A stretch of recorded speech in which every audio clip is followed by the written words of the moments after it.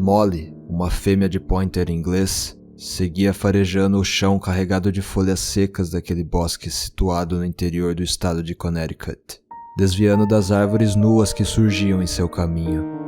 Logo atrás da cadela, James empunhava uma espingarda, atento à movimentação de sua companheira de caça. O homem conseguia ouvir o som do riacho que cortava a vegetação. As águas cristalinas sempre atraíam pequenos animais às suas margens. Mais uma lebre abatida e os dois voltariam à cabana, pois já teriam o suficiente para 2 dias de refeição. Molly interrompeu a caminhada de maneira abrupta e ergueu a cabeça. Em seguida esgueirou-se até um tronco caído e executou a clássica pose dos cães dessa raça, que indica quando um alvo havia sido encontrado. Focinho ligeiramente direcionado para frente, pata dianteira erguida e cauda esticada. James posicionou-se ao lado da cadela. Ela apontava para uma lebre de pelagem acinzentada que saciava a sede no riacho. O caçador puxou o ferrolho de sua arma, fazendo a munição adentrar no cano, e liberou a trava de segurança. Ele mirou no animal e puxou o gatilho. A lebre caiu na sequência. James acariciou a parte de trás da orelha da cadela e agradeceu pelo bom trabalho. Ela retribuiu lambendo sua barba. Ele recolheu a lebre morta e pendurou-a em suas costas junto com as outras 2 que eles haviam caçado mais cedo. James estimava que em menos de 1 hora o sol desapareceria no horizonte. Eles teriam que se apressar para chegar em casa antes de escurecer. O homem repousou a espingarda no tronco de uma árvore, fechou as mãos em forma de concha e bebeu da água do córrego. Molly entrou toda estabanada no riacho, encharcando seu dono. James estremeceu. A água estava terrivelmente fria. Ela latia e abanava a cauda, provocando o homem, parecendo não dar a mínima para a baixa temperatura ambiente. Ele riu e também jogou água na cadela, que se divertia esquivando. De repente, Molly se dirigiu até a outra margem do córrego e tornou a farejar o solo. James buscou a espingarda. A cadela partiu em disparada até o topo de uma elevação do terreno. O homem estranhou a reação repentina de Molly. Ela também não obedeceu quando ele ordenou que parasse. James correu para alcançá-la. A cadela novamente apontava para o que havia achado, direcionando o focinho para a descida acentuada à sua frente. Ao vislumbrar o alvo de Molly, o caçador franziu a testa. Havia uma espécie de boneco de aparência humanoide, com cerca de 2 metros de altura, cuja composição era de algum tipo de cerâmica, apoiado no caule de uma árvore. James desceu cautelosamente até o nível em que o objeto estranho se encontrava. A cadela o acompanhou. A poucos passos da escultura, James pôde contemplar seus detalhes. O boneco fora esculpido com um corpo esguio e uma cabeça saliente, onde brotava um par de chifres alongados formando um V. Os braços finos se projetavam para baixo. A escultura não possuía pernas, apenas uma haste comprida que se fundia ao resto do corpo. O seu rosto era composto por um nariz avantajado e uma boca minúscula, ligeiramente aberta. Mas o que mais chamava atenção naquela coisa bizarra eram seus grandes olhos, pintados de preto no centro e contornados por circunferências tingidas em um tom de azul claro. Molly começou a farejar algo que se encontrava aos pés do boneco. Ao se aproximar, um cheiro pútrido preencheu as narinas de James. Ele removeu a pequena pilha de galhos e folhas que encobria o que a cadela fuçava com curiosidade. As mãos do homem encostaram em algo macio. Quando entendeu do que se tratava, James se afastou de supetão e caiu sentado no chão. O choque fez sua palpitação disparar e um calafrio percorrer sua espinha. Diante do caçador, havia o corpo carbonizado de um bebê. James tornou a encarar a aberração. Aqueles olhos azuis pareciam invadir as entranhas de seu ser.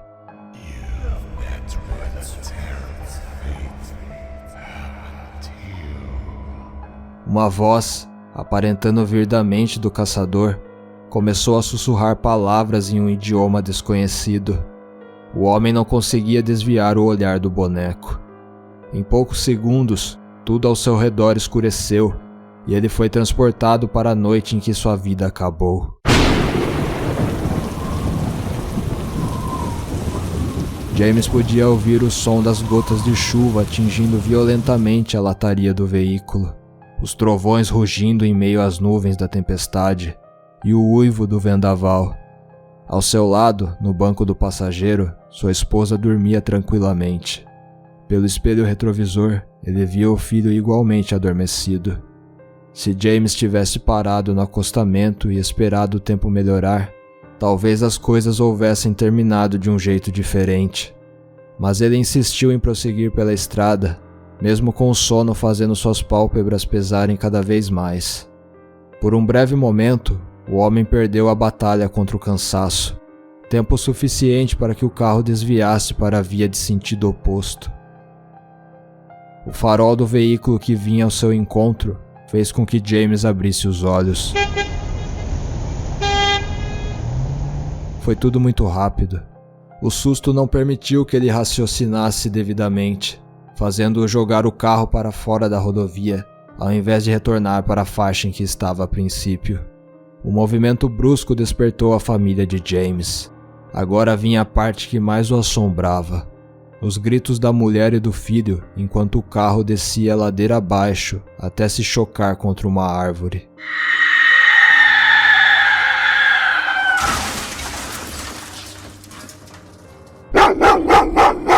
Os latidos de Molly quebraram o transe em que James se encontrava. O homem se deu conta de que lágrimas haviam rolado em seu rosto nesse meio tempo. Ele secou-as com as costas da mão.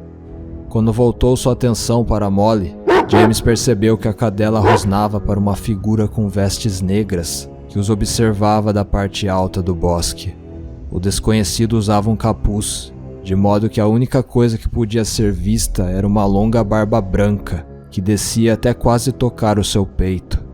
Na mão direita, o sujeito carregava um punhal. James apontou a espingarda para o encapuzado. "Fica aí e larga a faca, velhote!" ordenou James com a voz trêmula. O estranho não deu ouvidos à ameaça e começou a descer até eles. "Foi você quem matou esse bebê?" questionou James, a espingarda vacilando em suas mãos. O velho se manteve em silêncio e não interrompeu a caminhada. Molly avançou contra o sujeito. James gritou para que a cadela voltasse, mas ela não atendeu ao seu comando. O desconhecido se preparava para apunhalar a cadela, quando James acertou um tiro em seu ombro direito. A dor fez o sujeito urrar e largar a lâmina. Molly cravou os dentes na perna do homem, derrubando-o. James correu até a luta, a tempo de impedir que o velho revidasse contra a cadela. Ela largou o sujeito quando seu dono chegou. Ele pressionou o pé contra o peito do idoso, imobilizando-o no chão, e apontou a arma em sua cabeça. "Ou você responde às minhas perguntas ou o próximo disparo vai ser nessa sua cara de merda", intimou James. "Quem é você?" "Pode me chamar de grande ancião", respondeu o velho com desdém. "Não perguntei como posso te chamar, perguntei seu nome." O velho permaneceu encarando o homem, calado. James bufou. "Foi você quem matou aquele bebê?" O desconhecido esboçou um sorriso no canto do rosto. "Sim." O caçador engoliu em seco. "Por quê?" quis saber James.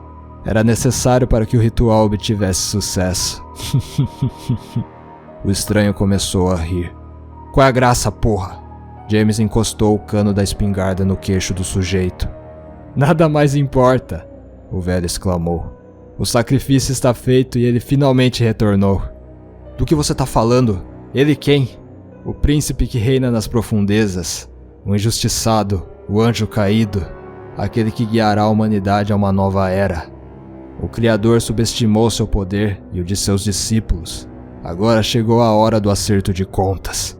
Ele está bem ali, naquele receptáculo. Sua beleza é indescritível. Você é mesmo um velho doente." "Sou? Você testemunhou a força dele. Ele fez você ver algo agora há pouco, não foi? Algo nada agradável, eu imagino." O velho arqueou as sobrancelhas. James rangeu os dentes e puxou o ferrolho da espingarda. Fica quieto. Qual é o problema? Achei que você queria que eu abrisse o bico. Molly reagiu latindo. O sangue que ela arrancara ao morder o sujeito contrastava com a pelagem branca ao redor de sua boca e se camuflava nas manchas marrons que tinha espalhadas pelo corpo. James pisou com mais força no peito do velho, fazendo-o tossir. Há outros além de mim nesse bosque, fedelho. Se me matar, eles irão atrás de você. Achei que tinha dito que nada mais importava. Foi a vez de James sorrir. Em seguida, o homem deu uma coronhada na têmpora do velho, que perdeu a consciência. James amarrou o sujeito a uma árvore com a guia de sua cachorra. A luz do sol estava a poucos minutos de se extinguir. O caçador e a cadela levaram cerca de 10 minutos para alcançarem a rodovia. James usou um dos telefones de emergência para chamar a polícia. Quando a viatura chegou, a escuridão da noite já tomava conta da atmosfera. O caçador guiou os oficiais até o local onde havia atado o velho, que a essa altura já estava consciente e lançando xingamentos ao ar. James mostrou aos guardas o corpo carbonizado do bebê. Contudo, o ídolo de cerâmica não se encontrava mais ali. Mais tarde, ao retornar à sua cabana, James foi surpreendido com um boneco apoiado em sua porta de entrada. Primeiramente, ele pensou ter sido os amigos do velhote que haviam feito isso para intimidá-lo. No entanto, ele vasculhou a área e não encontrou vestígio algum que indicasse a presença de outras pessoas naquela região nas últimas horas. Como estava extremamente cansado, James apenas removeu o boneco dali e entrou com Molly na cabana. Ele limpou as lebres e fez um ensopado com uma delas, que cumpriu com maestria o papel de matar a fome da cadela e do caçador. O engano de James foi pensar que teria uma noite bem dormida.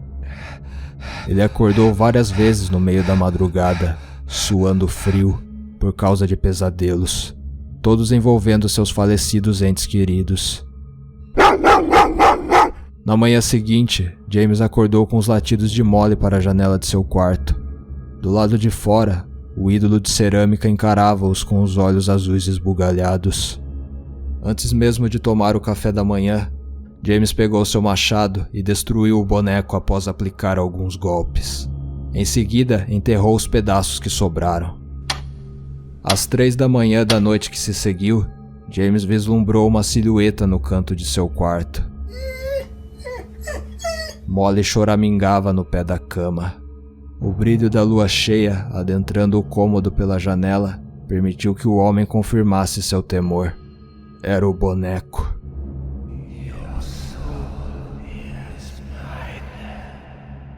A voz que James ouvira na primeira vez em que viu a escultura tornou a ecoar em sua cabeça. O homem começou a sentir falta de ar e seu corpo não obedecia aos seus comandos. Estava paralisado. Um vulto saiu de trás do ídolo, assumindo a forma de uma criatura humanoide, com cabeça e membros inferiores de bode. Os cascos da aberração faziam a madeira do chão ranger, conforme se aproximava de James. O demônio interrompeu a passada e soltou um balido. A porta que dava acesso ao quarto se abriu vagarosamente. O homem ouviu mais passos. Logo surgiram 2 silhuetas o chamando. James, pai querido. Sua esposa e filho. James levantou de súbito da cama, agradecendo por tudo não passar de mais um pesadelo. Mas o alívio durou pouco, pois ele constatou que o ídolo satânico de fato se encontrava no cômodo. James carregou Molly para fora da cabana até sua velha caminhonete e ambos partiram para longe daquele lugar maldito. Ao chegar à cidade mais próxima, o homem estacionou e adormeceu dentro do veículo por mais algumas horas. O sol já estava a pino quando acordou. O homem colocou a guia na cadela e passeou com ela por uma praça. Ele se sentou em um banco e ficou observando os transeuntes. O vento fez com que uma folha de jornal voasse da lixeira e atingisse seu rosto. Ele passou os olhos rapidamente pelas manchetes. Uma delas chamou a sua atenção. Mencionava um casal de investigadores paranormais, os Warren. Eles realizariam uma palestra gratuita sobre demonologia hoje à tarde no auditório principal da cidade. Acho que estou ficando louco, Molly. James acariciou a cadela, que apoiava a cabeça em seu colo. Eles se levantaram e partiram para o endereço citado na notícia.